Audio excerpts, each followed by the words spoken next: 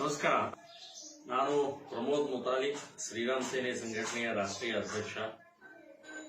ಗಂಗಾವತಿಯಿಂದ ಒಂದು ಸಣ್ಣ ಚಲನಚಿತ್ರ ಮಾಡುವಂತಹ ಒಂದು ತಂಡ ಬಂದಿದೆ.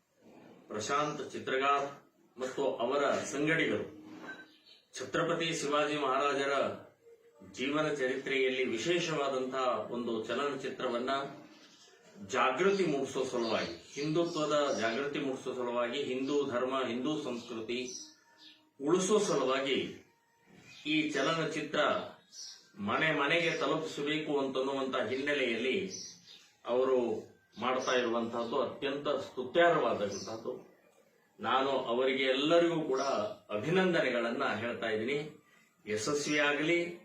ಮತ್ತು ಛತ್ರಪತಿ ಶಿವಾಜಿಯ ವಿಚಾರಧಾರೆ ಇವತ್ತಿಗೂ ಕೂಡ ಜೀವಂತವಾಗಿದೆ. ಇವತ್ತಿಗೂ ಅವಶ್ಯಕತೆ ಇದೆ.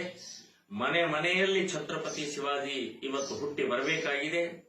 ಇಸ್ಲಾಮಿನ ಭಯೋತ್ಪಾದನೆ ಇರಬಹುದು, ಕ್ರಿಶ್ಚಿಯನ್ನರ ಮತಾಂತರ ಇರಬಹುದು, ಅಥವಾ ಬುದ್ಧಿಜೀವಿಗಳ ಕಮ್ಯುನಿಸ್ಟರ ಆಟಾಟೋಪ್ ಇರಬಹುದು, ಇವನ್ನೆಲ್ಲವನ್ನೂ ಮಟ್ಟಾಕಕ್ಕೆ ಛತ್ರಪತಿ ಶಿವಾಜಿಯ ಚಲನಚಿತ್ರದ ಮೂಲಕ ಜಾಗೃತಿ ಅತ್ಯಂತ ಅನಿವಾರ್ಯ ಅವಶ್ಯಕತೆ ಇದೆ.